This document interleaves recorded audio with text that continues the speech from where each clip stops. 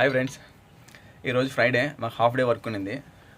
మా మమ్మీకి ఫోన్ చేసిన, మమ్మీ నా కోసం ఏదైనా స్పెషల్ చేయమని చెప్పిన. మా మమ్మీ నీకోసం నేను కోవిడ్ స్పెషల్ చేస్తానని చెప్పింది. అంటే మజ్గూస్ రైస్ అనమాట. ఈ రైస్ని ఎట్లా తయారు చేస్తారంటే, మన ఇండియాలో బిర్యానీ లాగా మసాలాలని ఎక్కువ వేయరనమాట. అన్ని లైట్గా మసాలాలు వేసి, ఆ తర్వాత చికెన్ని ఒక బౌల్లో వాటర్ తీసుకొని బాగా ఉడకబెట్టేసి, ఆ తర్వాత చికెన్ తీసుకొని పక్కన పెట్టేసి, ఆ వాటర్లో ఈ రైస్ని వేసి ఉడకబెడతారనమాట.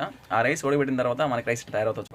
అట్లా పెట్టిన తర్వాత ఇలా రైస్ అయిపోతుంది అనమాట. మనం కలర్ కావాలంటే కలర్ వేసుకోవచ్చు, వైట్ కావాలంటే వైట్ తీసేసుకోవచ్చు.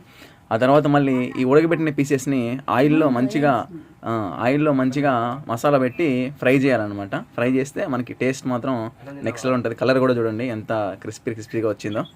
ఇప్పుడు మనం చికెన్ పీస్ టచ్ చేసేద్దాం.